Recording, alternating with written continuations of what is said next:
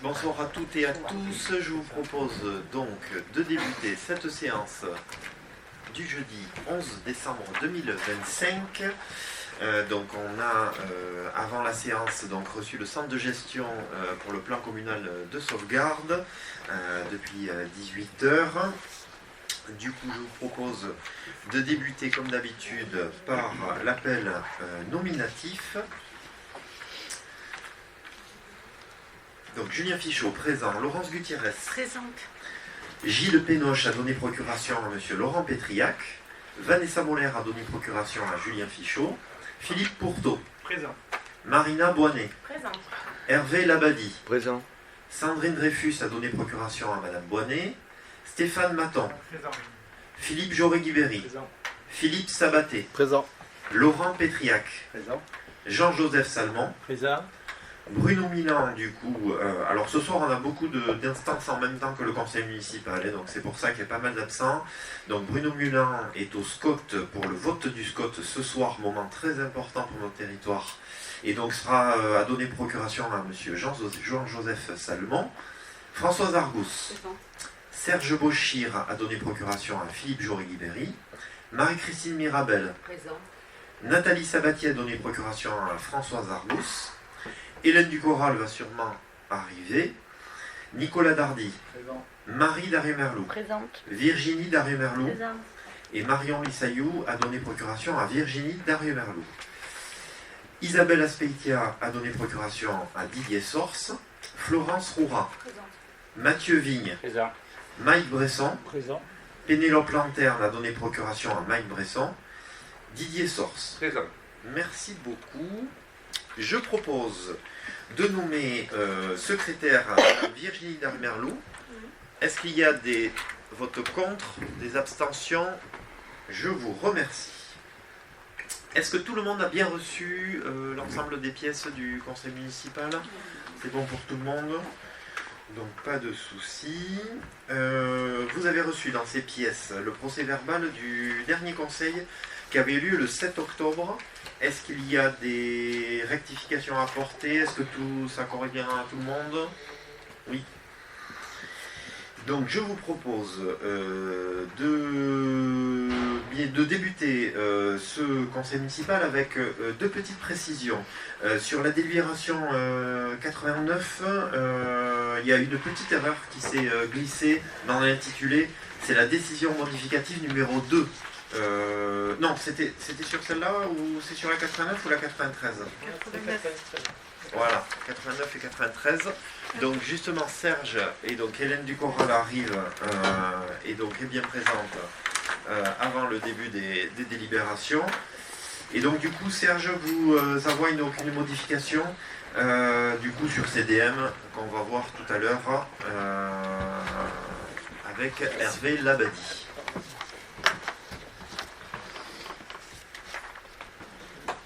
Merci.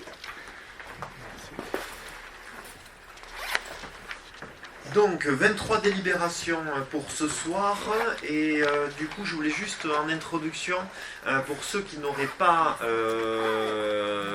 regardé et constaté autour de la porte de la mairie puisque nous avons maintenant une belle nouvelle plaque voilà du coup et je trouve que c'est une bonne chose en fait. Pour tout vous dire, lors d'une réception des délégués de classe du collège, j'avais constaté il y a plusieurs années que sur le fronton de la mairie n'était pas inscrit le triptyque liberté, égalité, fraternité.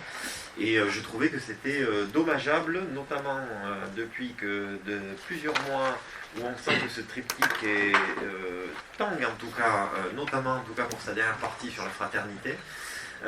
Il se trouve aussi qu'il y a quelques jours on avait la journée de la laïcité et donc du coup on a fait d'une pierre deux coups et donc une plaque du coup avec liberté, égalité, fraternité a été ajoutée et donc laïcité et c'est lié à l'association des maires de France qui a lancé une nouvelle association il y a quelques années, Laïcité 40 et donc voilà c'est on va dire voilà, deux belles avancées je trouve pour les valeurs républicaines et pour toutes les personnes qui passent le perron de la mairie. Donc on va débuter avec cette 83e délibération de l'année sur une délibération finalement qu'on avait déjà prise il y a quelques semaines sur le pavillon du Midi, et maintenant on a reçu des précisions. Donc l'approbation du projet de bail de réhabilitation avec le bailleur social Habitat Sud-Atlantique pour le logement des jeunes travailleurs. Laurent Pétriac. Oui, bonsoir à toutes et à tous. Donc, avec la délibération 83, nous vous demandons d'approuver le projet de bail à réhabilitation du pavillon du Midi avec le bailleur social HSA. Ce pavillon du Midi, qui a traversé les époques depuis Louis XV, est resté avec le presbytère et l'église un ensemble architectural majeur de l'identité de notre bourg. Après en avoir approuvé le principe au dernier conseil du mois d'octobre, la commune propose un bail à réhabilitation, et non la vente, à HSA, pour une durée de 55 ans, pour 1 euro symbolique, vu l'importance des travaux. Ces travaux permettront de réaliser 5 appartements, 2 T2, 2 T2+, 1 T3+, hors les locaux communaux du rez-de-chaussée. Ces appartements seront fléchés, comme le permet la loi Elan, à des jeunes travailleurs de moins de 30 ans. Donc, après en avoir délibéré, le conseil municipal décide, article 1, d'abroger et de remplacer la délib numéro 66 du 7 octobre 2025. Article 2, d'approuver le principe de l'allocation par bail à réhabilitation d'une durée de 55 ans au profit d'Habitat Sud-Atlantique d'une partie du pavillon du Midi qui comporte 5 logements, moyennant le versement d'une redevance de 1 euro symbolique. Article 3, approuver le projet de bail à réhabilitation, si annexé, et d'autoriser M. le maire à le signer, ainsi que tout document y afférent. Article 4, approuver que 100% du programme, soit les 5 logements, sera réservé à des jeunes de moins de 30 ans, ainsi que le permet l'article 109 de la loi Elan. Article 5, approuver la délégation de la maîtrise d'ouvrage communal pour la réalisation des travaux d'aménagement du rez-de-chaussée à Habitat Sud-Atlantique. Article 6, autoriser le maire, monsieur le maire, à signer la convention de délégation de maîtrise d'ouvrage communal à Habitat Sud-Atlantique. Article final, monsieur le maire et monsieur le maire adjoint en charge de l'URBA, chacun en ce qui le concerne, sont chargés de la bonne exécution de la présente délib qui sera adressée pour ampliation au contrôle de légalité préfectorale. Merci beaucoup Laurent. Donc voilà, donc en fait le changement, vous l'avez compris ou pas, mais en tout cas je vous le précise, c'est que maintenant on a les baux, voilà, et que ça sera d'ailleurs la même délibération pour le presbytère. Est-ce qu'il y a des commentaires ou des questions sur cette délibération? Oui, monsieur Bresson.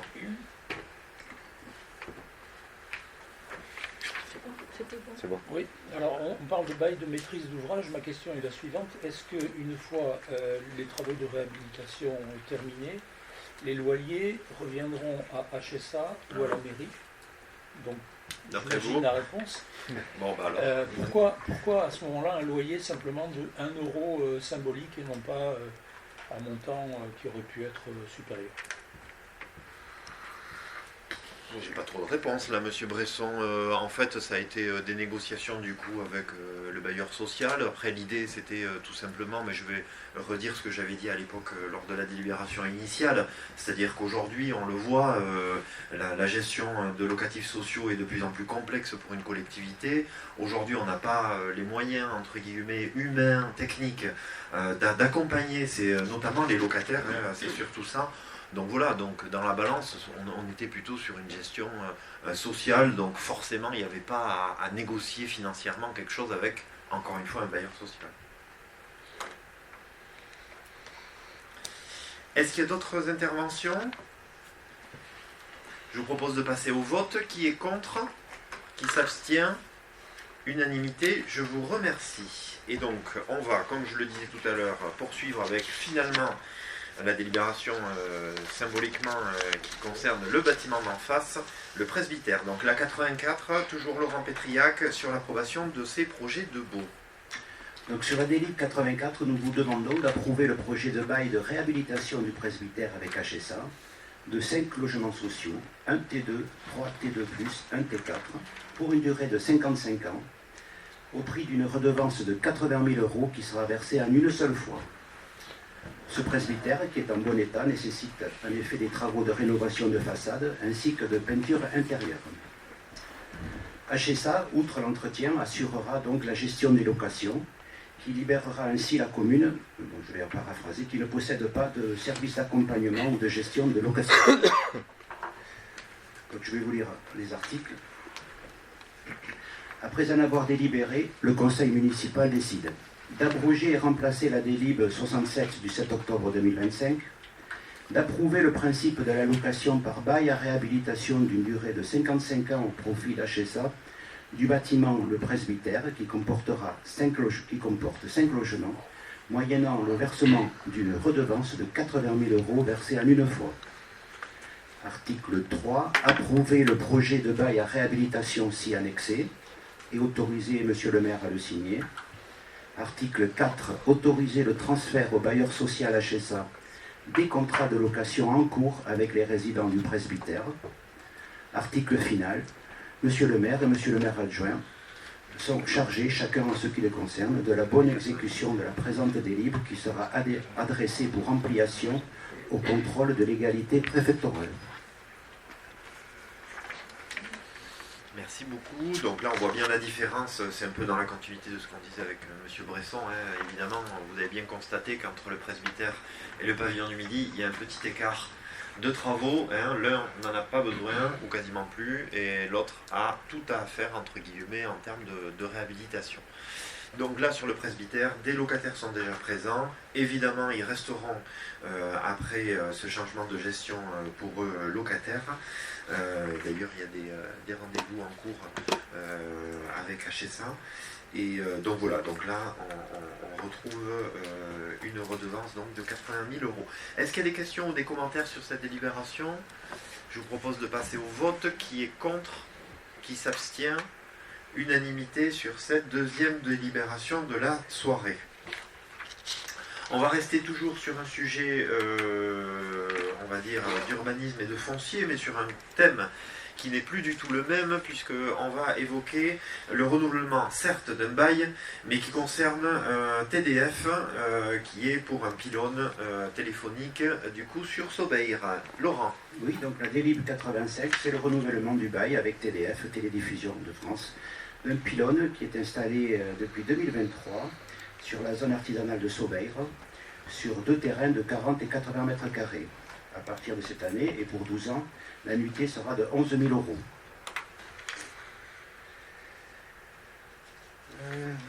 Donc je vais vous lire les articles. L'article 1, après en avoir délibéré, donc le conseil municipal.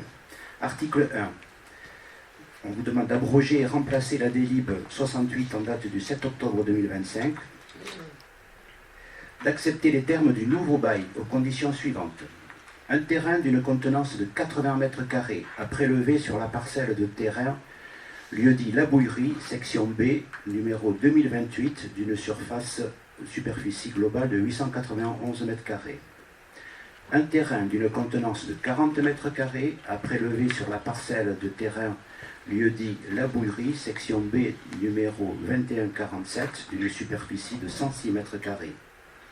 Objet, l'installation donc et l'exploitation du site radioélectrique pour 12 ans renouvelable par tacite reconduction, avec un loyer annuel de 11 000 € révisable à l'expiration de chaque année civile.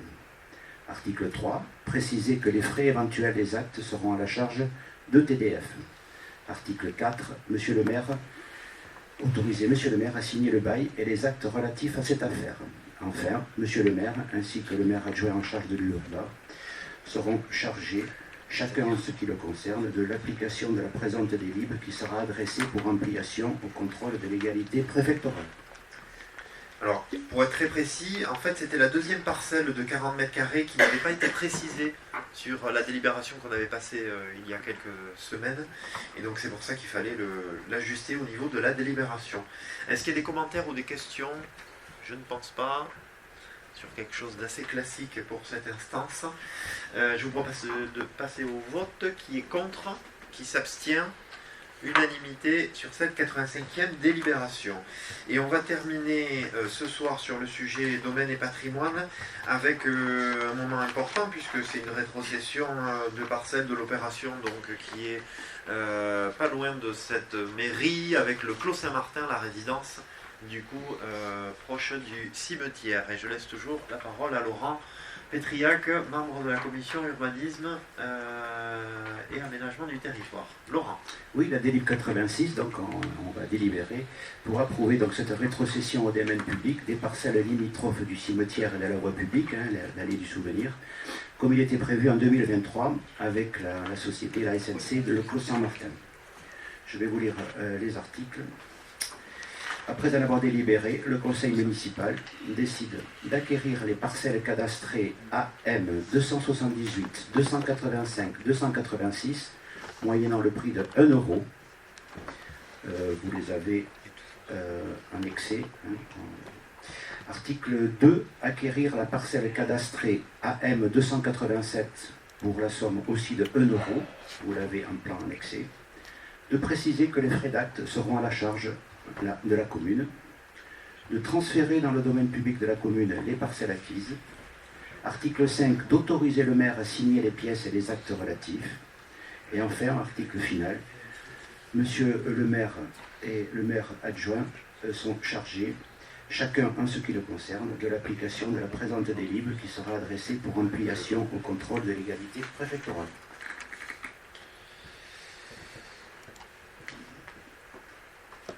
Merci Laurent. Est-ce qu'il y a des questions ou des commentaires? Oui, monsieur Bresson. Oui, ma question est relativement simple. Est-ce qu'avec cette opération, telle que c'était imaginé à l'origine, on peut toujours réaliser la voie de contournement de l'école pour la raccorder à la route d'ombre? C'est possible. Ah oui, oui, plus que jamais. Alors, je me suis posé la question parce que j'ai vu que la parcelle 270... Oui, parce qu'on va faire ça en deux temps. Là c'est uniquement, on acquiert à l'ASL, je pense. Oui, il va y avoir 2 temps, il va y avoir une autre délibération pour... D'accord, parce que comme celle-là n'était pas compris dans la possession... Non, et puis je peux vous dire qu'on est encore sur des rendez-vous, mais qu'on s'approche d'une convention chez le notaire. Puisque les notaires travaillent là ensemble, donc je pense que... Et l'acquisition, vous me l'aviez dit la dernière fois, mais de façon officieuse, les négociations avec le propriétaire de la maison sont aujourd'hui sur le point d'aboutir. Oui, avec les deux propriétaires concernés, c'est-à-dire les propriétaires du château et la propriétaire de la maison. Donc si j'ai bien compris ce que vous m'aviez dit, la maison est conservée, oui. Et on arrive à trouver un passage. Oui, tout à fait. On n'acquiert que le passage pour la future voirie. Parce que ça devient de plus en plus problématique compte tenu de la circulation qui risque d'augmenter. Oui, et puis c'est important pour plein de raisons, comme on l'a dit sur ce conseil municipal, pour au-delà des accès, il y a aussi la sécurisation de l'entrée d'école.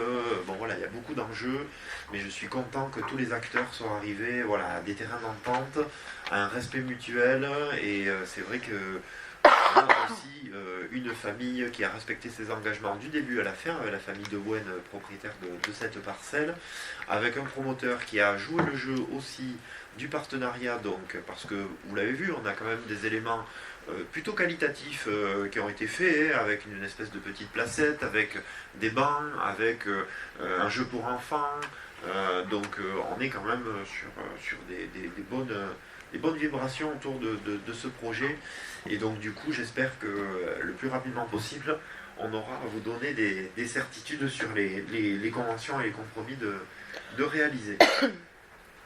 Je vous propose de passer au vote pour cette rétrocession. Qui est contre, qui s'abstient? Unanimité pour cette 86e délibération.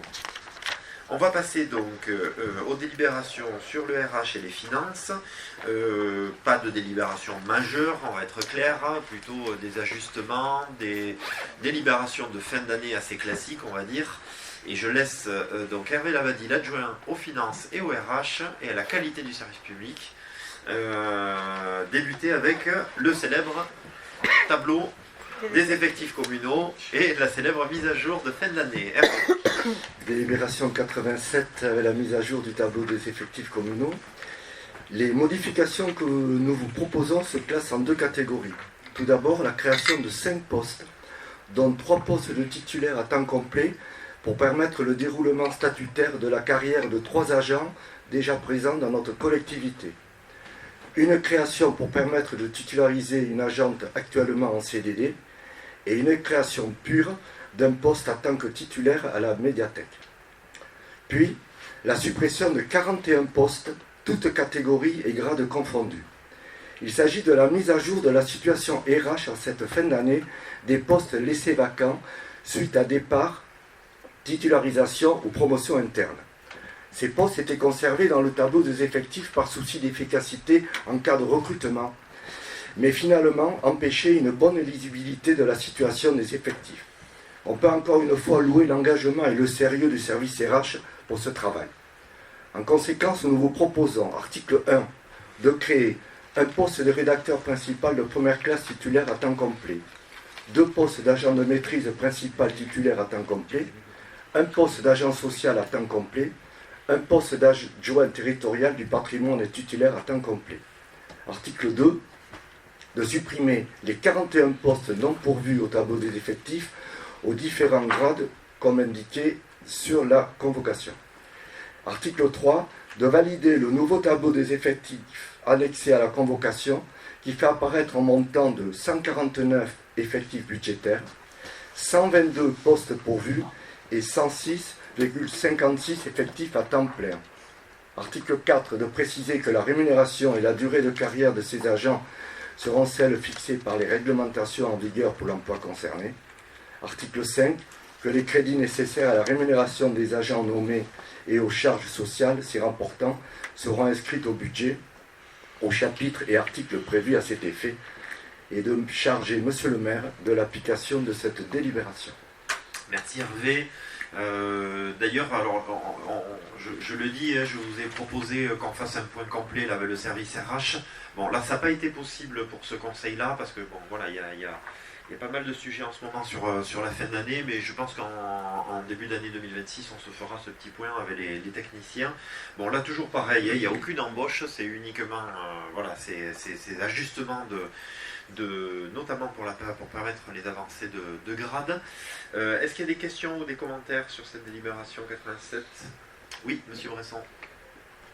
Je crois que vous étiez engagé à nous rendre compte de l'évolution des effectifs, donc je pensais qu'avec cette délibération, ça aurait été le cas. Mais vous venez de dire que vous n'en avez pas eu le temps, donc j'espère que la prochaine fois, nous l'aurons. Cela dit, ma remarque est la suivante. Je lis sous réserve de l'avis du comité social territorial. Honnêtement, ça me gêne un peu. On nous soumet une délibération qui est soumise à la réserve d'un comité social territorial. Bon, je veux bien, mais est-ce qu'on ne pouvait pas attendre d'avoir à ce moment-là l'avis du comité social territorial pour faire délibérer le conseil ? Dans la vie rêvée, oui, évidemment. Et comme vous l'avez déjà dit à des conseils précédents, rien que pour m'éviter la remarque, j'aurais préféré. Sauf que la vie réelle d'une collectivité, comme vous le savez, monsieur Bresson, c'est que en fonction des agendas des uns et des autres, on cale. On avait le conseil prévu depuis un long moment. Comme vous le savez, la semaine prochaine, ça sera compliqué de mettre un conseil puisqu'il y a conseil communautaire, pour être très clair, et le CST est mardi. Voilà. Donc après, après, on va être très clair. L'avis du CST, vous avez vu le motif. C'est ça qui me gêne en fait. Oui, mais l'avis du CST sur les syndicats sont toujours très susceptibles. Oui, mais sur de l'avancement de grade, ça m'étonnerait qu'ils aient un avis très négatif. Ça sera évidemment un avis positif, mais vous avez raison, évidemment qu'on essaie forcément de caler ce genre d'enchaînement dans un sens logique et pertinent pour tout le monde, et d'ailleurs dans l'autre sens aussi, pour les membres du CST, c'est quand même plus logique, mais force est de constater que voilà, la réalité des enchaînements est assez terrible sur le RH en général. Mais encore une fois, si le sujet avait été autre, peut-être que notre position de passer ce soir cette délibération au conseil municipal n'aurait pas été la même. Là, on est d'accord, c'est pour des avancées de grade. Je vous propose de passer au vote. Qui est contre ? Qui s'abstient ? je vous remercie. On va rester avec le sujet des RH et notamment les chèques cadeaux de fin d'année. Hervé. Délibération 88, modification des modalités de compensation liées à la mise en place des 1607 heures pour le personnel communal. Le 15 décembre 2022, le conseil municipal a approuvé les modalités de compensation non obligatoire de la suppression de 3 jours de congés extra-légaux précédemment accordés aux agents de la commune, à savoir l'octroi d'un chèque cadeau de 170 € au moment des fêtes de Noël pour chaque agent, quelle que soit sa situation, et le versement d'un reliquat de régime indemnitaire forfaitaire pour les agents concernés. Concernant la valeur du chèque cadeau, lors du comité social territorial du 30 septembre 2025, les représentants du personnel ont proposé de majorer son montant au vu de l'évolution du coût de la vie sans dépasser le plafond non fiscalisé, ce qui a été adopté à l'unanimité. En conséquence, nous vous proposons, article 1, de modifier l'article 2 de la délibération du 15 décembre 2022 en précisant que le montant des chèques cadeaux passera à 190 € à compter de l'année 2026. 2025, cette année. Celui-ci pouvant être modifié par la suite en fonction de l'évolution du plafond non fiscalisé et de charger Monsieur le maire de l'application de cette délibération. Merci Hervé. Bon voilà, assez classiquement en fait on ne l'avait pas augmenté depuis le début de l'installation, ces chèques cadeaux, et il y avait une raison aussi fiscale. Là le plafond a augmenté, donc on va dire que tous les voyants étaient au vert. Bon, c'est toujours des petites avancées, mais c'est quand même toujours appréciable pour l'ensemble des agents.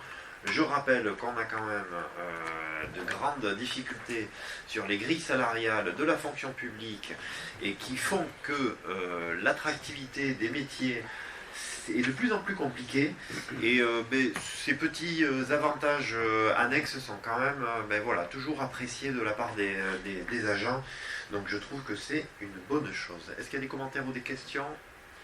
Oui, juste une question. Oui. Est-ce qu'on est obligé de dire que c'est une compensation par rapport au jour? Oui. On est obligé parce qu'à l'époque, on est obligé, même pour tout vous dire, on a demandé un petit conseil là au centre de gestion sur cette délib parce que c'était vraiment lié, l'instauration des tickets était liée à ça. Donc on est obligé de suivre la délibération de l'époque qui était voilà, liée au... Il n'y a aucune chance que ça soit attaqué parce que ça ne repose pas sur une base légale? Non, c'est la DSL même qui a répondu. C'est la DSL qui a même répondu. Le DCL qui est le conseil juridique de la collectivité. Je vous propose de passer au vote. Qui est contre? Qui s'abstient? Unanimité, je vous remercie. On passe aux fameuses décisions modificatives. Je dis fameuses, mais je redis quand même, parce que même si c'est la deuxième de l'année, ça ne nous aura pas échappé au mois de décembre, et donc on a un budget qui n'a été modifié que 2 fois dans l'année. Je le dis parce qu'on a quand même des collectivités qui peuvent des fois faire beaucoup de modifications au cours de l'année. Nous, on a quand même une constance et une rigueur de ce côté-là. Hervé Lavadi. Délibération 89, décision modificative numéro 2 du budget principal 2025 de la commune. Il est nécessaire de procéder à des ajustements du budget principal 2025 de la commune, tant pour la section investissement que pour le fonctionnement. En ce qui concerne la section investissement, il s'agit de régularisations comptables qui restent neutres pour le budget principal et qui sont dues à la mise à jour de la situation des biens immobiliers avec des changements dans leur affectation comptable, ainsi que la régularisation de certains frais d'études. En ce qui concerne la section fonctionnement, il s'agit également de régularisation neutre pour le budget, avec principalement un changement d'affectation d'une provision pour risque sur l'échange de personnel, d'un montant de 139 900, qui doit être constaté dans un compte de charge dédié aux frais de personnel. En conséquence, nous vous proposons, article 1, d'approuver les ajustements du budget principal 2025 de la commune, qui s'équilibre à 248 150 € pour les investissements et à 3 200 € pour le fonctionnement, et de charger Monsieur le maire de l'application de cette délibération. Merci Hervé. Bon voilà, c'est des écritures d'ordre aujourd'hui pour cette DM. Donc pour un montant de 248 150 €. Est-ce qu'il y a des questions ou des commentaires? Je vous propose de passer au vote. Qui est contre? Qui s'abstient? 2 abstentions. 3 abstentions. Je vous remercie. Qui est pour? On va faire un... Très bien. Merci beaucoup. On va passer donc à une habitude de fin d'année et un passage obligé pour les finances d'un conseil municipal avec l'engagement du quart du montant des investissements 2025 pour 2026 au budget principal d'abord et ensuite, ouais c'est dommage, on aurait c'est pu... pas dans l'ordre, oui. Ouais, on aurait pu... Non, c'est pour... Ah oui, c'est par budget, d'accord. Parce que j'allais dire, on pouvait peut-être éviter Hervé d'intervenir 2 fois. Hein, voilà. On va peut-être pas faire 2 interventions. Hervé. Délibération 90. Comme vous le savez, la commune ne peut engager, liquider et mandater les dépenses d'investissement que dans la limite des restes à réaliser de l'exercice 2025 en attente du vote du budget primitif 2026. Ce vote ne devant pas intervenir avant avril 2026, afin de faciliter les dépenses d'investissement du premier trimestre et de pouvoir faire face à une dépense d'investissement imprévue et urgente, le conseil municipal peut, en vertu de l'article L 1612-1 du Code général des collectivités territoriales, autoriser M. le maire à engager, liquider et mandater les dépenses d'investissement dans la limite du quart des crédits ouverts au budget de l'exercice précédent, sous réserve d'en préciser l'affectation, mais à l'exception des crédits afférents au remboursement de la dette. Les dépenses à prendre en compte sont les dépenses réelles de la section investissement votée en 2025, c'est-à-dire non seulement les dépenses inscrites au budget et au budget supplémentaire, mais également celles inscrites dans les décisions modificatives. Compte tenu d'un montant d'investissement pour 2025 de 1 889 464 €, le montant autorisé à être reporté en 2026 s'élève à 472 366 €. En conséquence, nous vous proposons, article 1, d'autoriser M. le maire à engager, liquider et mandater les dépenses d'investissement pour 472 366 € en attente du budget 2026 et de le charger de l'application de cette délibération.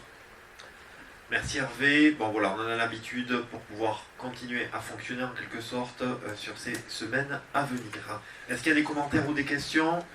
Je vous propose de passer au vote. Qui est contre? Qui s'abstient? Les mêmes abstentions que tout à l'heure. 3 abstentions. Monsieur Vigne, Madame Lanterne, Monsieur Bresson. Qui est pour? Les mêmes que tout à l'heure. Je vous remercie. Donc on va continuer avec les modifications APCP, comme on dit en langage financier, autorisation de programme et crédit de paiement. Hervé. Délibération 91.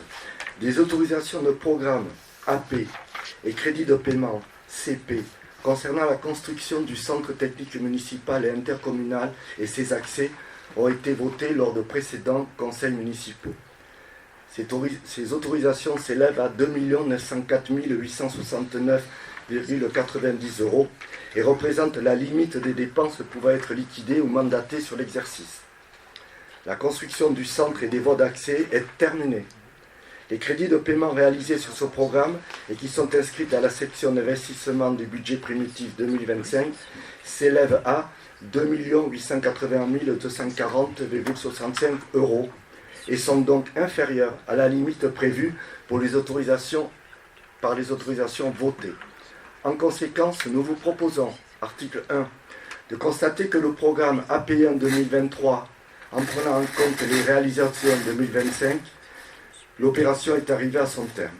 Article 2, de constater que l'opération conduite en APCP est désormais terminée. Article 3, d'arrêter le montant final du programme conformément au montant figurant dans le tableau joint à 2 881 240,65 € TTC.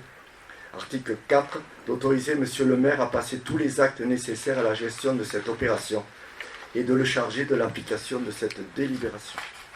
Merci Hervé. Est-ce qu'il y a des commentaires et des questions sur cette délibération plutôt technique? Oui, Monsieur Bresson. Oui, juste une question. L'ensemble des marchés est soldé de manière définitive, c'est-à-dire pas de révision de prix, de choses comme ça qui pourraient venir... Non. Absolument, c'est terminé, on clôture l'opération. Ah ben c'est sûr, oui. Oui, sûr. Parce qu'en général, il y a quand même un délai au minimum un an entre la réception provisoire et puis la réception définitive. On y est. Ah oui. Ah oui. D'accord. Le bâtiment a été inauguré en 2025, mais livré en 2024. Alors on avait livré de tête 18 octobre. Okay. C'est pas de tête en plus, c'est 18 octobre. C'est les voies qui avaient un peu tardé, les voies d'accès avaient tardé, mais le gros du bâtiment était terminé. Je vous propose de passer au vote. Qui est contre? Qui s'abstient? Les mêmes. Ouais, tu votes quoi? Je vous remercie. On va passer donc à la 92e, qui est finalement également la continuité de la délibération précédente, avec toujours ce quart du montant des investissements, mais cette fois-ci pour le budget annexe. Autant vous dire que l'enjeu n'est pas très lourd, mais il faut le faire. Et voilà.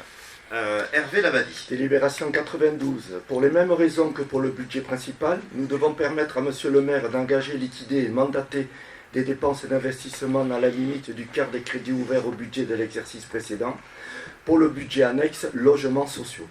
Compte tenu d'un montant d'investissement pour 2025 de 57 242,74 €, le montant autorisé à être reporté en 2026 s'élève à 14 310 €. En conséquence, nous vous proposons, article 1, d'autoriser Monsieur le maire à engager, liquider et mandater les dépenses d'investissement pour 14 310 € en attente du budget 2026 et de le charger de l'application de cette délibération. Merci beaucoup Hervé. Est-ce qu'il y a des commentaires ou des questions sur celui-ci? Je ne pense pas. Qui est contre? Qui s'abstient? Les mêmes abstentions. Mathieu Vigne, Pénélope Lanterne, Mike Bresson. Je vous remercie.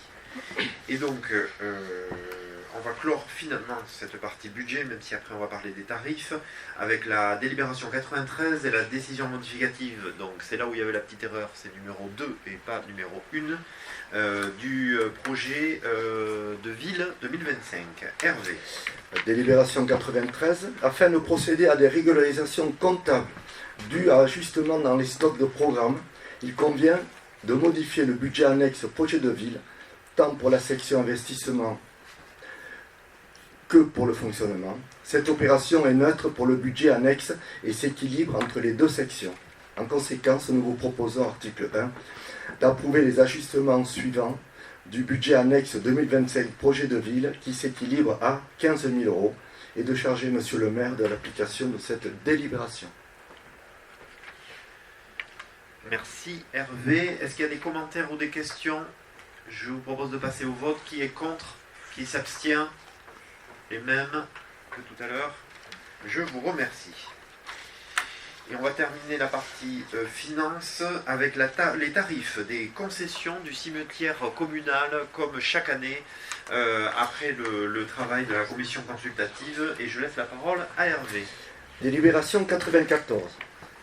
Contrairement aux tarifs appliqués par la commune pour les locations de salles municipales et autres matériels qui n'ont pas besoin d'être soumis au vote, nous devons déterminer les tarifs des concessions du cimetière municipal.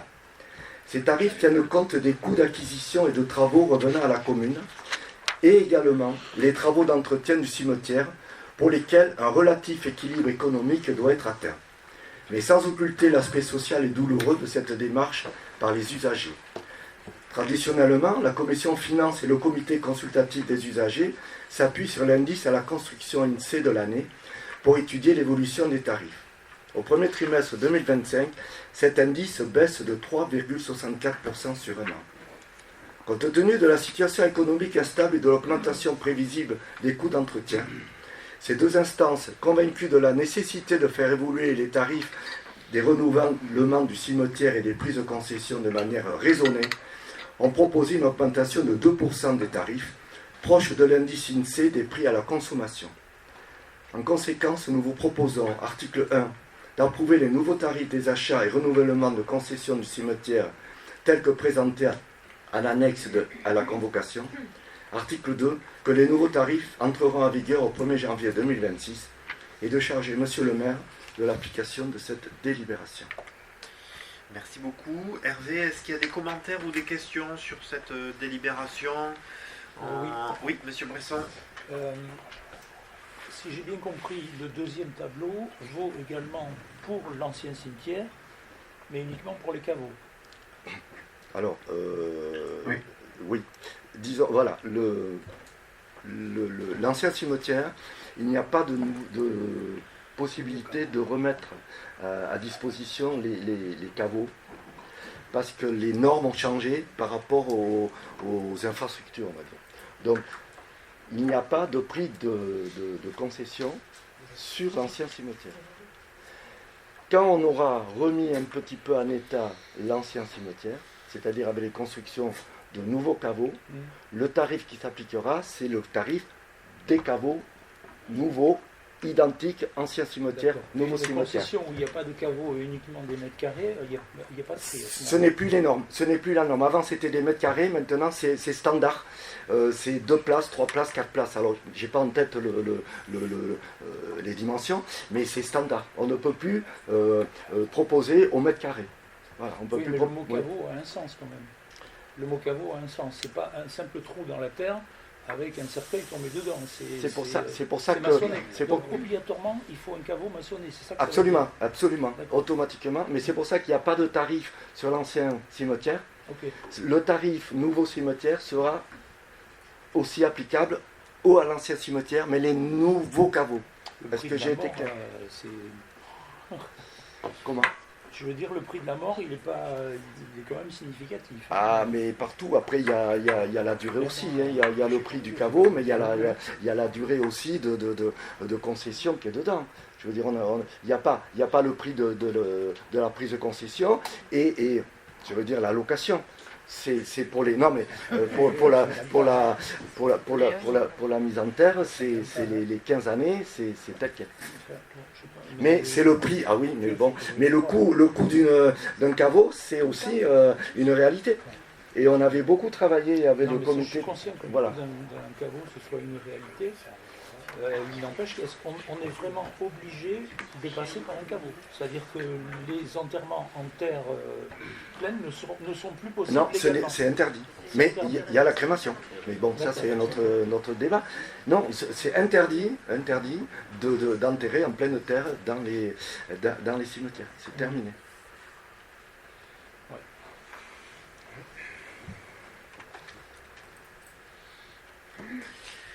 Je remercie Hervé pour ces précisions. Est-ce que je vous propose de passer au vote? Qui est contre? Qui s'abstient? Unanimité sur cette 94e délibération.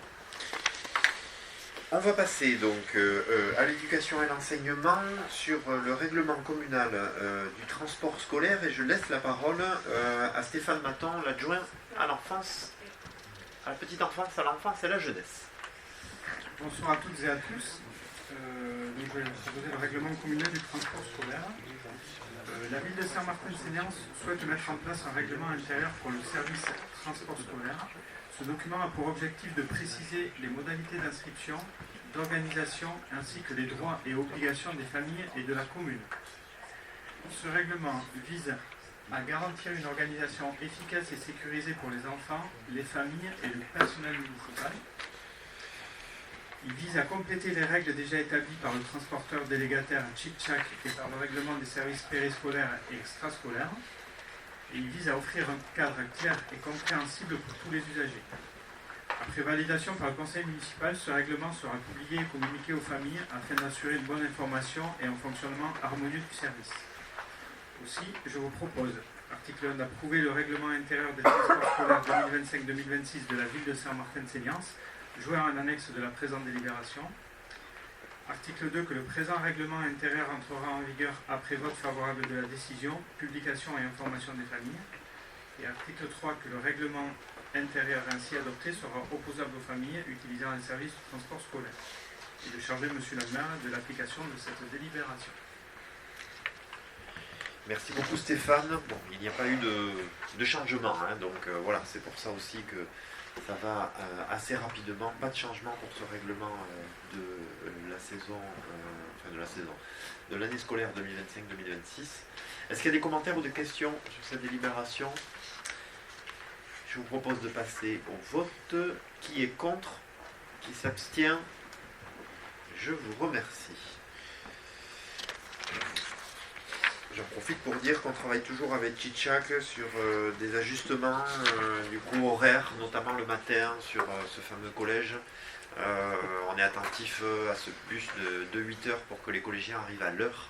C'est pour ça qu'il y a eu des petites modifications le 6 novembre de tête, mais qui sont en tout cas dans l'objectif de trouver le bon équilibre entre les usagers, on va dire en dehors des collégiens, et nos collégiens, pour inciter au maximum les collégiens à aller en bus au collège.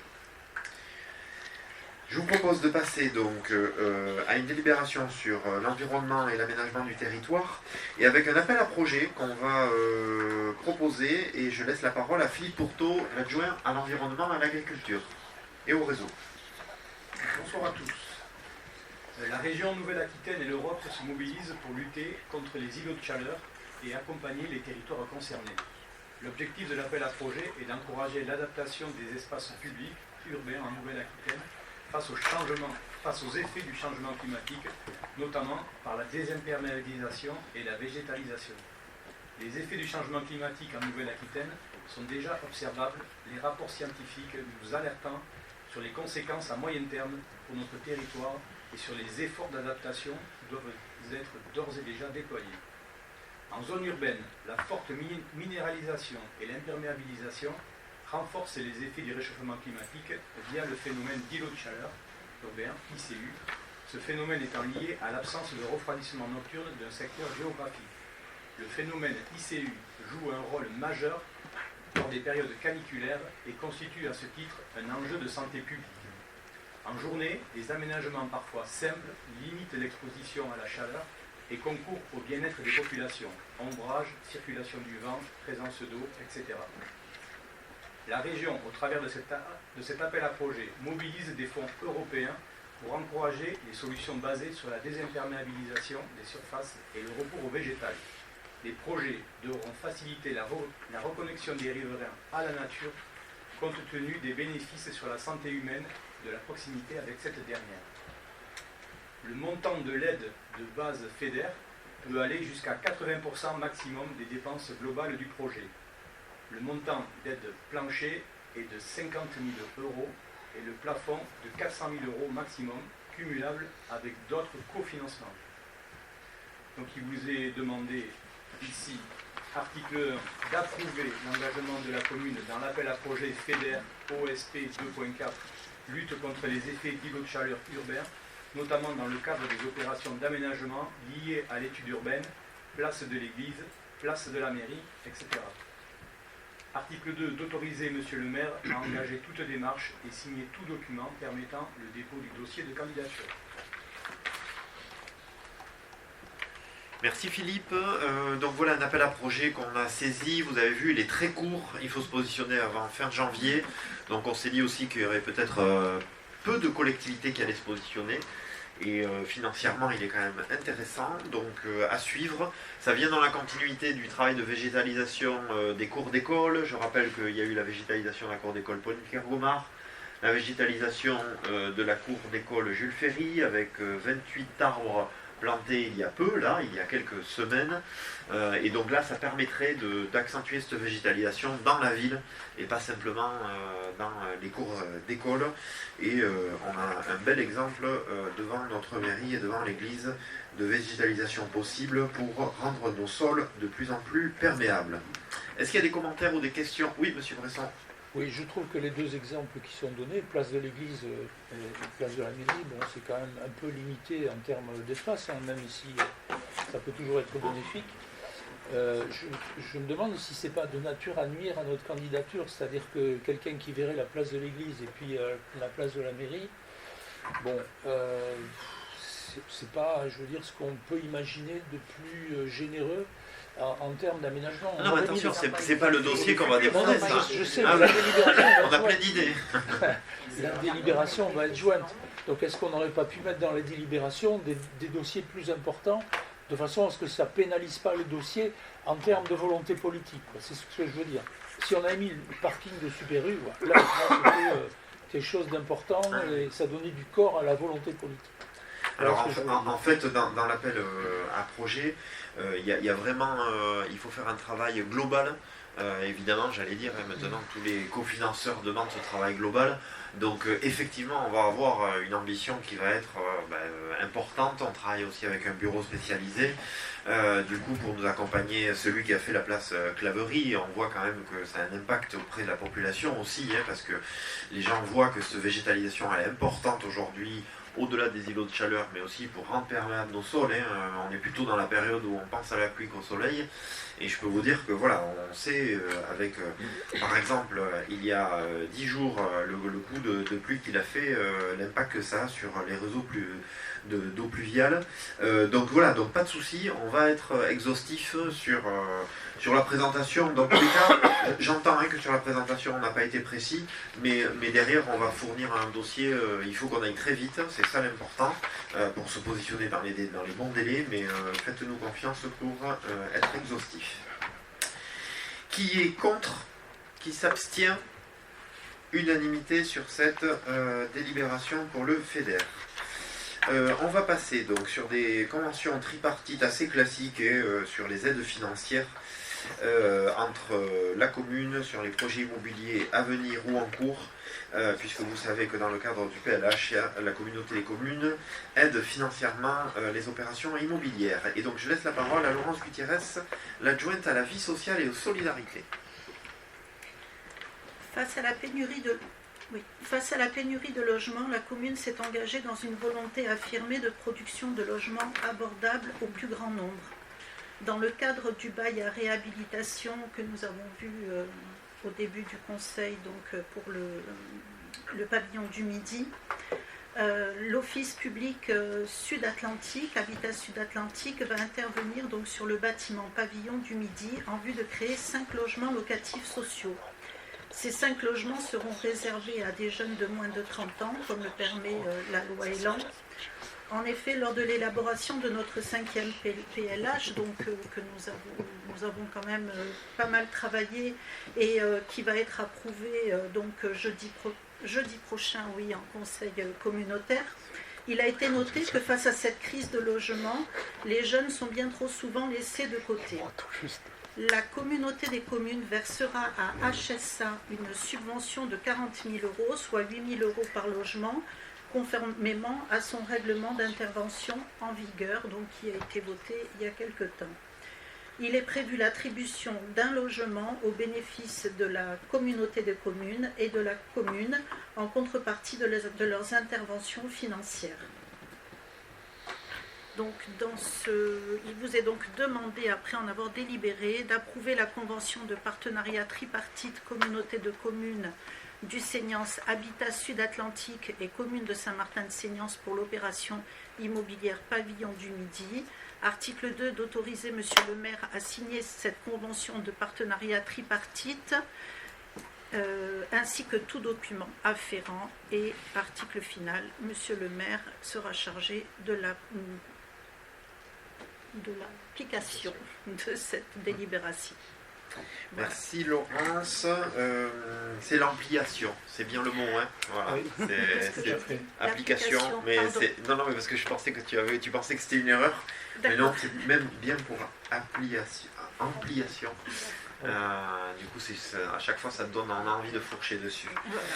Est-ce qu'il y a des commentaires ou des questions sur cette délibération? Classiquement, sur les aides de la communauté commune, importantes toujours, comme pour ces projets immobiliers, avec l'équilibre fragile économique qu'on connaît aujourd'hui sur ces projets, eh bien, c'est bienvenu que la communauté commune puisse accompagner ces projets. Est-ce que je vous propose de passer au vote ou est-ce qu'il y a des commentaires? Non, je l'ai déjà demandé.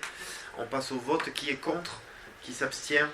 Unanimité donc pour accompagner ce projet du pavillon du Midi. Et je vais redonner la parole à Laurence pour finalement la même chose sur le projet de l'opération immobilière Petit Pierre. Laurence.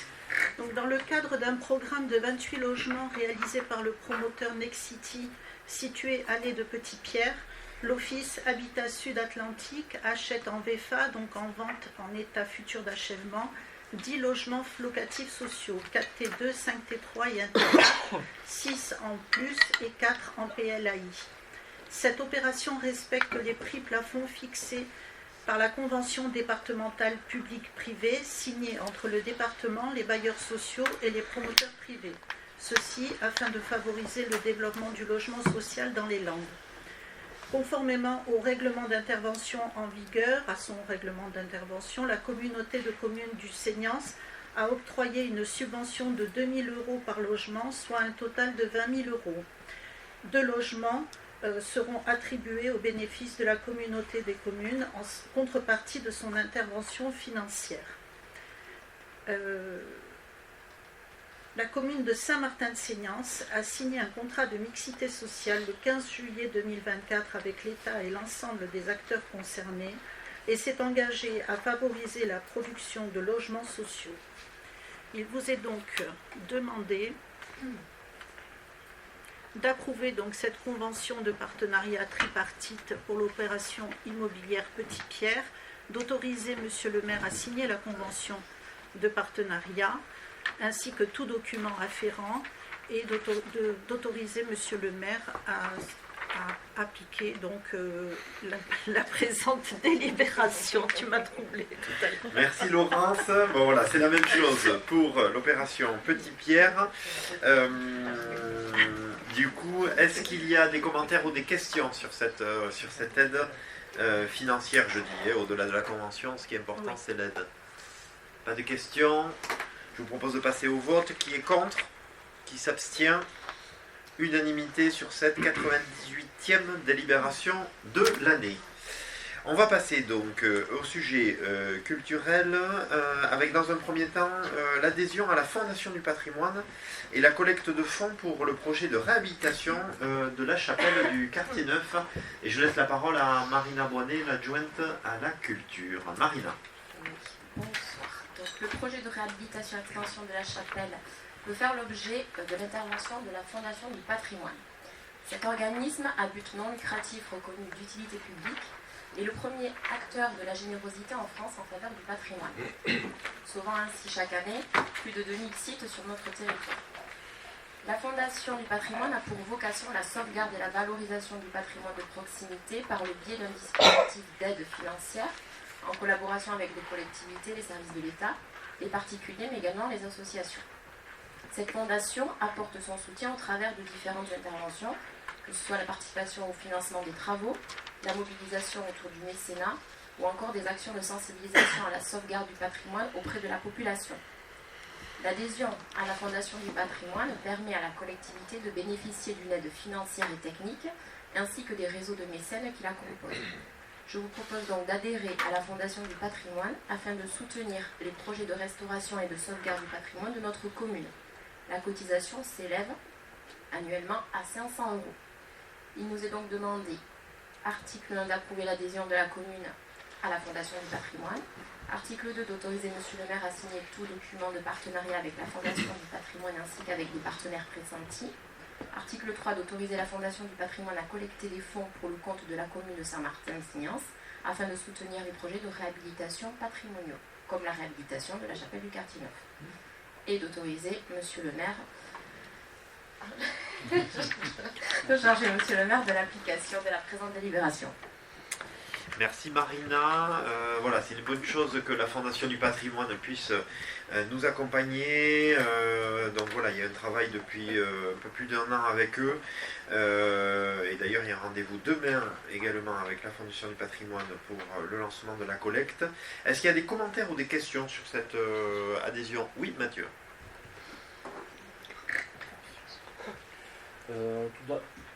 Bon, même si je fais partie de la minorité, je tiens à m'exprimer et m'expliquer. Pourquoi j'ai voté contre à la délibération 80, j'ai voté contre la délibération 99 et contre à la délibération 100. J'ai écrit un texte en début de semaine et je tiens à m'exprimer devant tout le monde. Tout simplement. Alors, la folie des grandeurs. Tout d'abord, je tiens à m'excuser d'avoir pas été présent au dernier conseil municipal, raison professionnelle. Je tiens à vous expliquer pourquoi j'ai voté contre le permis de construire de la chapelle. Jusqu'à présent, j'ai été dans une position constructive. Je suis pour la réhabilitation mais contre l'avancée qui va à mon sens ternir et dénaturer le quartier neuf et la chapelle. Je ne comprends pas qu'on accepte un appendice qui finalement cache la façade d'un bâtiment remarquable du quartier neuf. Oui, c'est vrai que la pyramide du Louvre est un bel ouvrage, mais il ne cache pas les façades du Louvre. Mais à contrario, pour Notre-Dame, elle a été réhabilitée à l'identique. D'autant plus que ces deux salles dont l'utilité reste à démontrer. Est-ce qu'on ne pouvait pas revenir au bon sens et remettre un coup de neuf sans fioriture? Ça va coûter bien moins cher aux contribuables saint-martinois, en sachant qu'on vient, il y a quelques mois, d'augmenter leurs impôts. Vaudrait-il pas mieux garder cet argent pour construire la nouvelle salle Carmiade, par exemple, ou d'autres projets?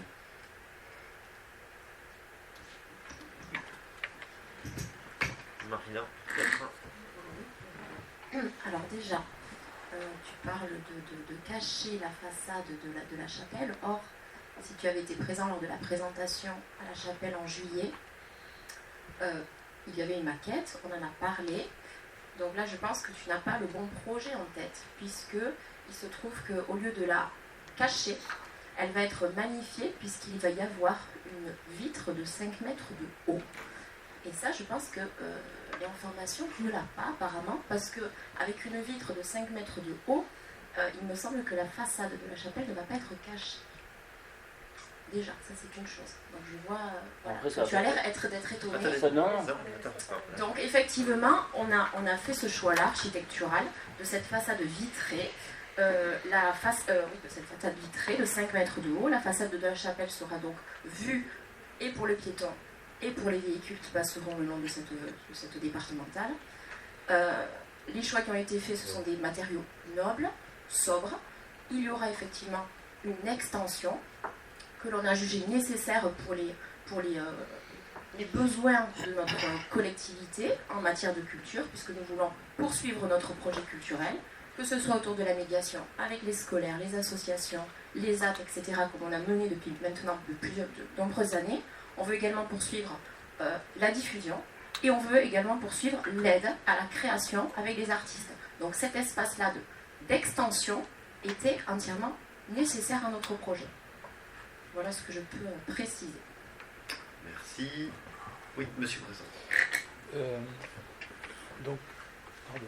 En ce qui me concerne, moi, je vais rester dans la ligne de mon dernier vote lors du précédent conseil municipal, c'est-à-dire m'abstenir, bien que je sois évidemment favorable à cette adhésion à la Fondation du patrimoine, puisque effectivement ça peut venir en aide à la commune sur d'autres projets que celui sur lequel je souhaite m'abstenir, c'est-à-dire le projet de la chapelle.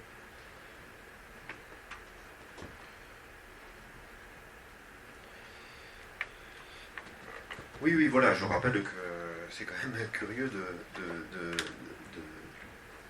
voter contre ou s'abstenir sur une délibération qui va chercher du financement et de regretter dans son intervention que le coût soit trop important. Parce que le sujet de cette délibération et le prochain, c'est justement d'aller chercher des cofinanceurs. Donc je ne comprends pas trop le sens de l'opposition. La Fondation du patrimoine, la région, le département, le Pays Adour-Land-Océane, tous les cofinanceurs qui pourront venir en soutien fera que le reste à charge pour la collectivité sera plus faible. Et c'est ça l'objectif de cette délibération, hein, c'est une collecte d'argent. Et donc du coup, c'est important, d'après moi, de se positionner au-delà de l'opinion qu'on peut avoir sur le projet en lui-même. Ce qui est demandé aux élus ce soir avec cette 99e délibération, c'est comment on la finance. Est-ce qu'on va chercher des cofinanceurs ou pas? Oui, Didier. Alors c'est bien pour ça que je vais voter pour ces deux délibérations. Je me suis abstenu pour le projet de la réhabilitation de la chapelle. Pour moi, ce n'est pas un projet utile et nécessaire pour le moment, mais bien évidemment, aller chercher des subventions, on avait quand même le mandat précédent bien commencé à aller chercher de nombreuses subventions à chaque fois que les projets le permettaient. Et même si, à titre personnel, je me suis abstenu pour le projet, je crois qu'il a été voté avec une majorité par le conseil municipal. Oui. Donc je voudrais que ça coûte le moins cher possible aux contribuables saint-martinois. si effectivement l'objectif c'est celui-ci. Après le débat sur l'avis architectural, on l'a déjà eu lors du conseil municipal précédent, chacun a donné ses arguments, la sensibilité sur une extension, sur un geste architectural, comme je l'ai dit lors du précédent conseil, moi je comprends tout à fait, et chacun a son opinion sur l'architecture. Ce qui est sûr, c'est qu'aujourd'hui, on a confié le marché à un architecte qui a été sélectionné par rapport à 28 architectes qui avaient candidaté. Donc je veux dire, il y a une qualité d'accompagnement de ce cabinet, qui est un cabinet reconnu sur la place. Comme je l'avais dit lors du conseil précédent, hein, on a quand même la maison de l'architecture qui est venue visiter le projet, avec plus de 15 architectes qui ont voulu savoir comment ce cabinet s'y était pris pour ce projet et qui l'ont cité en exemple dans le cadre des journées de l'architecture. Donc ça veut dire qu'en tout cas, on n'est pas à côté de l'objet et de l'intention qui était souhaitée par ce conseil municipal. Et je rappelle également que c'est un projet qui a de nombreuses années. Là, on avait délibéré, comme vous l'avez vu dans la délibération, depuis 5 ans quasiment sur l'intention. On a fait le concours d'architecte l'année dernière en 2024. Donc je veux dire, c'est un processus qui a plusieurs mois et plusieurs années et qui a été présenté par Marina Boinet à de nombreuses commissions et également les visuels. Mais ceux par contre où je rejoins certains...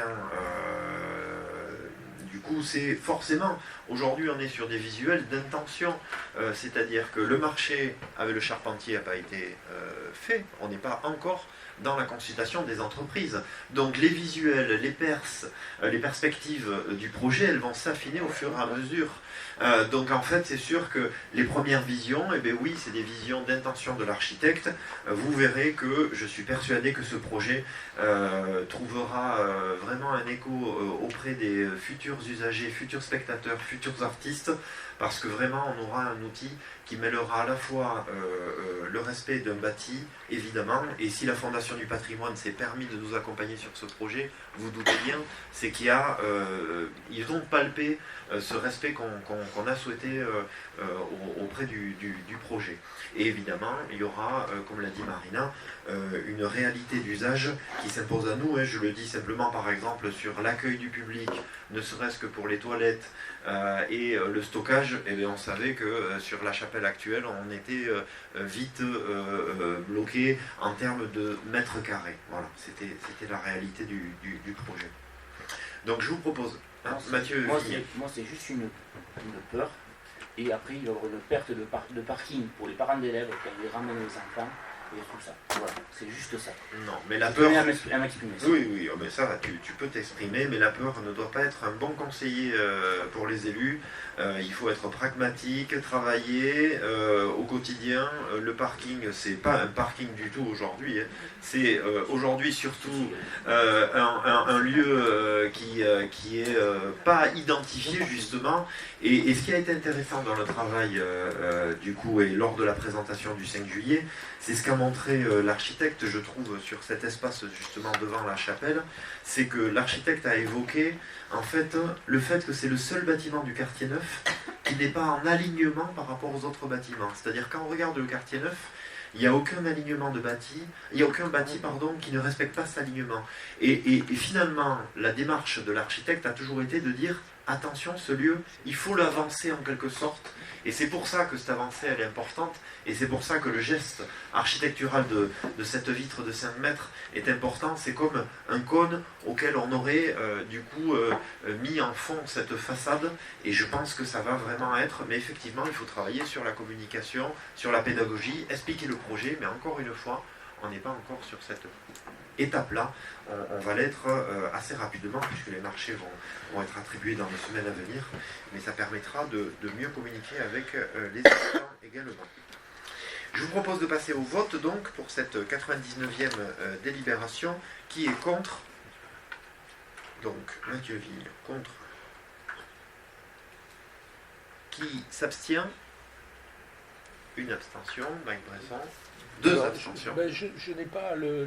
Non, mais la dernière fois aussi, Mike Bresson, il va falloir un peu mieux se coordonner, parce que la dernière fois, on nous a fait le même coup. Non, mais donc on va dire qu'elle est pour. Je suis certain qu'elle est pour. Qui est pour? Je vous remercie. Et j'ai bien vu Florence Rora et Didier Source être pour cette recherche de financement. On va rester sur ce plan de financement avec le plan de financement global. Marina Boinet. Le projet consiste à rénover et aménager la chapelle pour la transformer en tiers-lieu culturel. L'objectif étant de proposer un lieu modulaire, ouvert, pratique et accessible, un lieu qui permet d'accueillir de nombreuses activités culturelles et différents publics. Le projet doit respecter le bâti existant, mais aussi lui donner un nouvel élan, une image en lien et en cohérence avec le quartier et son environnement immédiat. Les recherches actives de financement sont évidemment en cours auprès de l'Europe, de l'État, du Conseil régional Nouvelle-Aquitaine, du Conseil départemental des Landes, de la communauté des communes du Seignance et de la Fondation du patrimoine.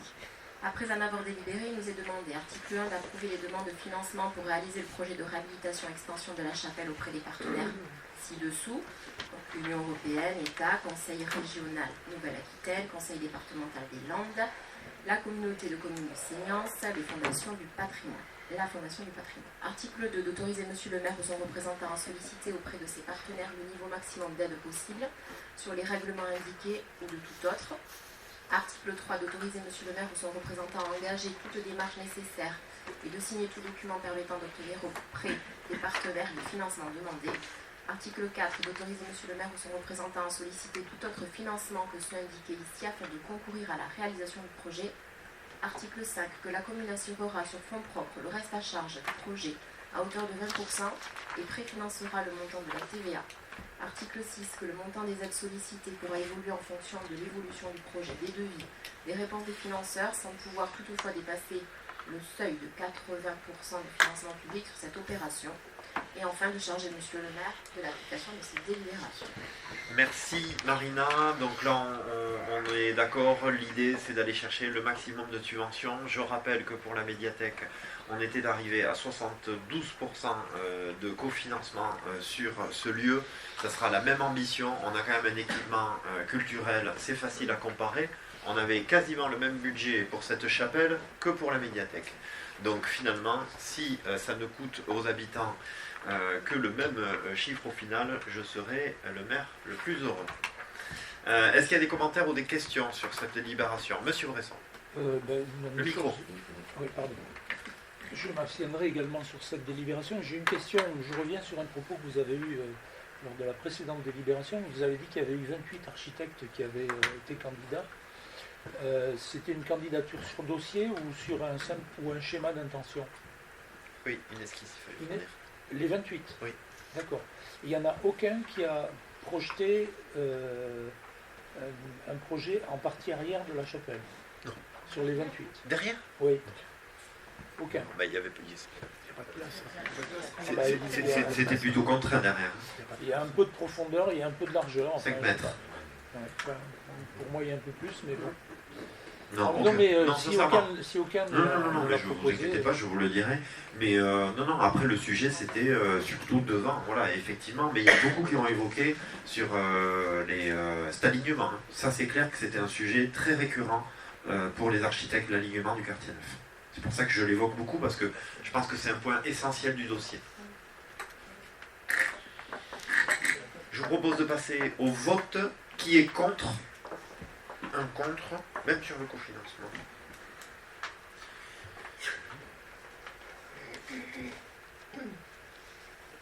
Qui s'abstient? Monsieur Bresson. Et qui est pour? Merci beaucoup pour cette validation à la majorité de cette délibération. On va toujours parler finances et justement on va revenir sur la médiathèque L'Anima avec le troisième poste qui était prévu et finalement nécessaire au regard des règles liées à la médiathèque départementale qui sont d'une ou un bibliothécaire pour 2000 habitants. Marina Boité. Alors l'ouverture de l'anima équipement culturel de la commune est gérée actuellement par des professionnels, mais toujours en lien avec une équipe de bénévoles investis, ce qui implique une augmentation et ce qui a impliqué une augmentation du volume horaire d'ouverture. L'État, via la DRAC, peut soutenir l'effort des communes pour l'extension des horaires. Pour rappel, depuis son ouverture, l'anima a fait évoluer son volume horaire d'ouverture de 13h30 à 22h, ce qui a notamment rendu nécessaire le recrutement d'un deuxième agent afin de mieux assurer les services actuels et en proposer de nouveaux. Dans le cadre du projet culturel, scientifique, éducatif et social de l'anima validé par la DRAC au début du lancement de notre projet, il était convenu du recrutement d'un troisième et dernier agent afin de faire fonctionner l'équipement dans des conditions optimales. Donc monsieur le maire l'a dit, effectivement, c'est mathématique, un agent pour 2000 habitants. La première augmentation des horaires ayant été importante, la seconde est plus réduite et ciblée sur un ajout de 2 heures sur la pause méridienne pour une ouverture en continu le mercredi de 10h à 18h30. Nous avions bénéficié d'une première aide de la DRAC à hauteur de 70% sur une période de 1 an. Il convient de faire la présente demande pour une deuxième aide pour l'année 2, sachant qu'il y en aura encore 3 autres avec un taux d'intervention dégressif. Il nous est demandé, article 1, d'abroger et remplacer la délibération numéro 2025-81 du 7 octobre 2025 approuvant la demande à la DRAC pour la deuxième phase d'extension des horaires de la médiathèque L'Anima par la présente décision. Article 2, d'approuver le plan de financement pour ce référé tableau, précisant les besoins estimés liés à la deuxième aide à l'extension des horaires de l'Anima ainsi que les demandes de subvention. Article 3, d'autoriser M. le maire à solliciter auprès de l'État via la DRAC et dans le cadre de la dotation générale de décentralisation pour les bibliothèques communales une subvention de 70% sur les dépenses identifiées pour l'extension des horaires d'ouverture. D'autoriser M. le maire à solliciter auprès du Conseil départemental des Landes via la médiathèque des Landes une subvention de 10% sur les dépenses éligibles liées à l'extension des horaires d'ouverture. La commune assurera sur fonds propres le reste à charge à hauteur de 20%, soit 8 032,19 € hors taxe, et préfinancera le montant de la TVA sur ses achats. Le montant des aides sollicitées pourra évoluer en fonction de l'évolution du projet, des devis, des réponses des financeurs, sans pouvoir toutefois dépasser le seuil de 80% de financement public de cette opération. Article 4, d'autoriser M. le maire ou son représentant à signer tout document et engager toute démarche nécessaire à l'application de la présente délibération. Et enfin, de charger M. le maire de l'application de cette délibération. Merci Marina. Est-ce qu'il y a des questions ou des commentaires sur cette délibération ? Bon voilà, là aussi on va chercher de l'argent, vous voyez, avec sur 42 000 € le coût de l'emploi de la troisième agent. Ben voilà, ça va nous coûter que 8 000 € sur 42 000. Voilà, ça c'est le concret, c'est la vraie vie. Et moi je remercie l'ensemble des élus de la commission culture et l'ensemble des agents de cette collectivité parce que je pense que les Saint-Martinois sont plutôt contents quand ils voient ce genre de choix financiers faits par la collectivité. Je rappelle en plus que sur l'Anima, on passe là une séquence où beaucoup de communes viennent voir ce projet. Marina a encore accueilli la commune de Ustaritz, le maire d'Ustaritz qui est venu visiter l'Anima parce que la DRAC notamment met en avant notre médiathèque du coup comme exemple sur les derniers projets réalisés, donc ça fait toujours plaisir. Je vous propose de passer au vote. Qui est contre? Qui s'abstient? Unanimité pour cette délibération, la 101e délibération de l'année. On va redonner la parole pour un sujet qui concerne les salles communales auprès des candidats aux élections municipales. Et je propose à Hervé de nous expliquer cette délibération. Délibération 102.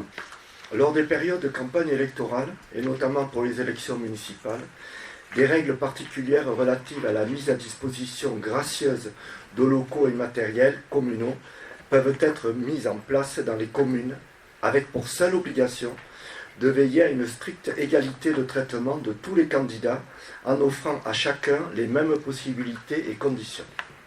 Notre commune met depuis plusieurs années ces mesures en pratique pour les élections municipales, sans pour autant les avoir expressément définies et actées.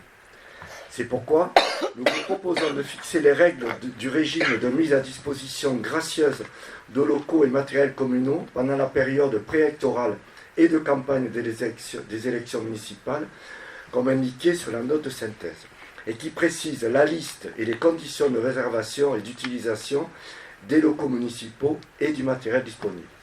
En conséquence, nous vous proposons, article 1, d'approuver les règles du régime de mise à disposition gracieuse de locaux et matériels communaux pendant la période électorale et de campagne des élections municipales, telles que définies dans la délibération, et de charger Monsieur le maire de l'application de cette délibération. Merci Hervé. Voilà, on trouvait important d'avoir quelque chose de clair sur ces régimes de mise à disposition et que le conseil municipal délibère. Au moins comme ça montre une transparence et ça fait en sorte, voilà, à notre petit niveau aussi, que tout soit clair pour les citoyens. Qui est contre, qui s'abstient? Unanimité sur cette délibération. Je vous remercie.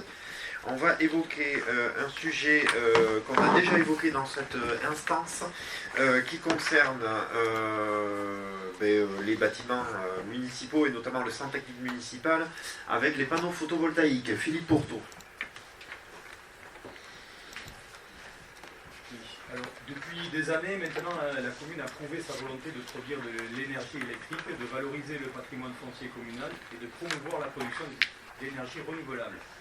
Cette volonté s'est traduite par l'installation de panneaux photovoltaïques sur les toitures du CTM pour une surface de 575 m² en association avec Enerland et de la médiathèque donc pour une superficie de 425 m² en partenariat avec l'association citoyenne Aloé. Ces projets s'entendent dans le cadre d'une boucle d'autoconsommation collective, notamment destinée à assurer une partie de la consommation électrique des bâtiments communaux. Dans le cadre du montage de cette opération, il est nécessaire de désigner une personne morale organisatrice, PMO, chargée d'organiser cette opération qui peut regrouper des participants très divers. Avec l'enjeu que représente aujourd'hui la production photovoltaïque en autoconsommation collective ACC, le SIDEC et Enerland ont souhaité proposer une prestation de gestion des missions régaliennes pour ce type de valorisation de la production à l'ensemble des collectivités landaises, avec notamment pour objectif de maîtriser les coûts d'approvisionnement. Le SIDEC et Enerland ont créé l'association Loi 1901 PMO Land, qui a vocation à intervenir en tant que PMO dans les opérations d'autoconsommation collective réalisées sur le territoire du département des Landes par tout type de consommateurs. L'association PMO Land aura notamment pour mission tout un tas d'obligations que je ne vais pas vous lister ici, mais que vous avez dans le document en pièce jointe à la délibération. Donc l'adhésion à la convention est gratuite pour la commune de Saint-Martin-de-Seignances en tant que collectivité adhérente au SIDEC, et elle pourra bénéficier immédiatement des missions et des prestations de l'association PMO Land. Donc il vous est demandé ici d'adhérer à l'association Loi 1901 PMO Land, créée par le SIDEC et la SEML Enerland, sans limitation de durée minimale. Merci Philippe. Voilà, c'est dans la continuité du sujet sur le photovoltaïque. On l'avait déjà évoqué. L'idée, c'est de faire de l'autoconsommation collective. Et du coup, c'est rassurant de savoir que le SIDEC peut nous accompagner sur cette personne morale. Du coup, et c'est, je trouve, une bonne chose aussi pour le département. Est-ce qu'il y a des commentaires, des questions? Oui, monsieur Vincent. On voit moins qu'on s'est allumé. Oui. En fait, je me pose des questions. Enerland est partie prenante, en fait, puisque c'est également un installateur. Non. Oui, ils peuvent installer. Ils ont installé sur la commune. Oui. Et donc la question que je me pose, c'est ils sont à la fois, joueurs et arbitres dans cette affaire. Est-ce que ça ne peut pas poser un problème? Alors je pense pas par rapport à eux, parce que je ne mets pas en doute leur honnêteté, mais par rapport à des concurrents. Et là, il y en a un, justement, qui est un concurrent, c'est l'association Aloé. Non, ils travaillent ensemble. Non, mais ils travaillent ensemble. Aujourd'hui, ils travaillent ensemble. Mais qui dit que demain, ils travailleront toujours ensemble? C'est pas possible. Ça fait 2 conseils municipaux, monsieur Bresson, que vous me parlez d'organes publics qui seraient en concurrence entre eux. Mais Aloé, c'est une association. Non, mais ils travaillent ensemble au quotidien, pour tout vous dire. Ils font beaucoup de projets ensemble. Oui, mais... Si vous voulez, on est de côté, on est avec un opérateur du département des Landes, qui est un opérateur public du département des Landes, et de l'autre, on est avec une association citoyenne. Dans le jeu, il n'y a aucun acteur privé. Donc, si vous voulez, il y a cette notion de concurrence, là, elle n'y est pas. D'accord, mais qui dit que demain, il n'y aura pas d'opérateur privé? Mais moi, il n'y aura pas de concurrence. Là, oui, mais là, vous venez de dire Callaway pouvait rentrer en concurrence avec le Enerland. Moi je vous dis non. Non, mais je veux dire, on ne va pas s'arrêter à ces deux opérations de panneaux photovoltaïques sur la commune. Ou alors ça ne gère que ces deux opérations-là? Ah, bien sûr. D'accord. Bien Donc sûr. toute opération nouvelle ne rentrera pas dans le cadre de... Non, mais par contre, les panneaux aujourd'hui qui ont été posés par Enerland il y a une dizaine d'années déjà, sous le mandat précédent, ils pourront rentrer dans la CC. Oui, tout à fait. Mais aujourd'hui, c'est en revente totale, donc c'est Enerland qui avait posé ces panneaux. Ils rentreront dans la CC par la suite au bout des 10 ans. Voilà. Après, les boucles autoconsommation, c'est vrai qu'on voit que plus ça avance et plus... voilà, il y a beaucoup plus de possibilités qu'avant. Mais là, effectivement, cette boucle, elle a vraiment une... c'est pour la douzaine de bâtiments publics. Hein, c'est clairement, je l'avais dit, c'était ça. Mais oui, là, c'est qu'entre eux. Personne d'autre. Je vous propose de passer au vote. Qui est contre? Qui s'abstient? Unanimité sur cette 103e délibération. La 104e, bon, c'est une délibération qui vient un peu tardivement parce que l'événement est passé. C'est pour la subvention exceptionnelle du Tour des Landes, Philippe. Jean-Guy Guibert, qui est membre de la commission sport. Oui, donc bonsoir. Donc, le comité des Landes de cyclisme a organisé du 29 et 31 août 2025 le Tour des Landes cycliste avec une étape le 30 août avec départ et arrivée sur la commune de Saint-Martin. Ce dernier a sollicité une aide de 4 000 €. La communauté des communes a participé à hauteur de 3 000 € et donc une demande de 1 000 € est faite à la commune de Saint-Martin. Je vous propose, article 1, d'accorder une aide exceptionnelle de 1 000 € pour le comité des Landes de cyclisme dans le cadre de l'organisation du Tour des Landes 2025, notamment pour l'étape du samedi 30 août avec départ et arrivée sur la commune. Article 2, d'habiliter Monsieur le maire à signer tout document relatif à l'exécution de la présente délibération. Article 3, de préciser que cette aide exceptionnelle est prévue au chapitre et articles correspondants dans le budget communal. Donc voilà, c'était prévu, c'est passé. C'était un bel événement, vraiment. Bon, on a eu de la chance avec le temps, puisque la veille il faisait un temps abominable sur l'étape à Saint-Paul-et-Dax. Nous, il a fait très beau, et le lendemain aussi. Et nous, il a fait très beau pendant toute la journée, donc c'était parfait. Donc j'ai eu la chance de suivre la course, il y a eu beaucoup de monde, c'est vraiment étonnant comment le vélo draine, vraiment c'est populaire, voilà, c'est gratuit, c'est vrai, voilà, comme le dit Philippe, mais c'est vrai que c'est des sports populaires. Est-ce qu'il y a des commentaires ou des questions? Je vous propose de passer au vote. Qui est contre? Qui s'abstient? Unanimité pour cette délibération. Et la dernière délibération de l'année, elle va être pour Philippe Sabaté avec les tarifs d'occupation du domaine public pour le marché non sédentaire. Philippe. Merci. Donc j'ai l'honneur de porter la dernière délibération de l'année, donc je vais essayer d'être bref. Alors, eu égard au cadre général des collectivités territoriales à la délibération numéro 11 du 13 février 2025, et suite à l'avis de la commission mixte finances et vie économique qui s'est tenue le 12 novembre 2025 d'une part, à l'avis du comité consultatif des usagers du 18 novembre 2025 et du comité consultatif du marché non sédentaire du 9 décembre 2025, il vous est proposé d'abroger et remplacer la délibération numéro 11-2025 du 13 février 2025 et d'approuver les nouveaux tarifs des emplacements sur le marché non sédentaire, soit 3,10 € le mètre linéaire pour les commerçants abonnés au moins sans changement et 2,50 € le mètre linéaire pour les non-abonnés par demi-journée de marché. Que les nouveaux tarifs entrent en vigueur au 1er janvier 2026. Pour finir, Monsieur le maire adjoint en charge des ressources humaines, finances et qualité du service public, et Monsieur le conseiller délégué en charge de la vie économique, l'artisanat, le commerce, sont chargés, chacun en ce qui le concerne, de la bonne exécution de la présente délibération qui sera transmise pour ampliation à Monsieur le sous-préfet de l'arrondissement des Landes. Merci Philippe. Est-ce qu'il y a des commentaires ou des questions pour cette délibération? Pas de commentaires, pas de questions. Je vous propose de passer au vote sur une délibération classique. J'en profite pour dire que la commission des marchés s'est tenue hier. Elle a étudié, alors merci beaucoup à la commission communication et la commission économique de Marina et Philippe, parce qu'il y a une nouvelle communication pour le marché qui a énormément marché, justement, qui a très bien fonctionné, et donc il y a des nouveaux commerçants qui ont commencé d'ailleurs la semaine dernière. Et donc du coup il y aura d'autres commerçants. L'idée c'est de forcément s'adapter aussi aux évolutions de ce lieu qui est important pour les Saint-Martinoises et Saint-Martinois. Qui est contre? Qui s'abstient? Unanimité sur cette dernière délibération.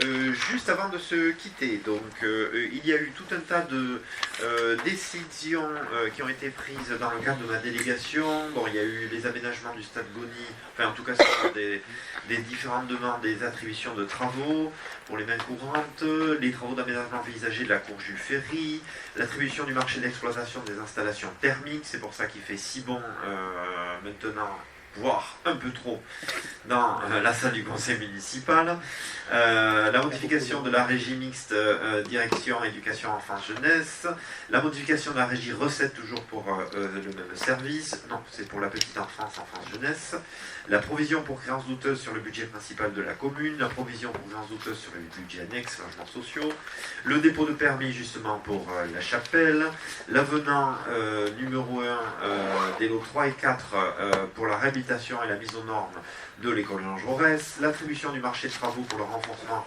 de la charpente à Gaston-Larieux, justement c'était pour les panneaux photovoltaïques, et l'attribution du marché de fournitures et pose abri vélo. D'ailleurs il devait être posé avant le 31 décembre, Philippe, j'ai pas vu encore, vous pourrez... Non, ça sera en début d'année. Ah oui, c'est en début d'année. Il me semblait que ça serait en fin d'année. C'est l'abribus de Jean Rameau. Hein. Oui. Ouais, voilà. Donc voilà, logiquement, le prochain conseil municipal, avec quelques réserves, mais vous pouvez noter la date du 5 février, qui sera le dernier conseil municipal de la mandature. Mais a priori, ça devrait être le 5 février 2026. Voilà, je vous souhaite finalement une bonne fin d'année. Hein. On peut déjà commencer à penser aux fêtes de fin d'année pour toutes et pour tous. Je viens de recevoir un SMS de Gilles Pénoche et je vous annonce une très bonne nouvelle, c'est que le SCOT Pays Basque Seignance a été voté ce soir. Et ça, c'est une très bonne avancée avec 5 ans de travaux intenses auprès des élus du Pays Basque et des Landes, en tout cas du sud des Landes. Et je remercie Gilles en tant que vice-président qui a œuvré pour cela. Et donc je vous souhaite une belle soirée à toutes et à tous. Merci beaucoup. Merci.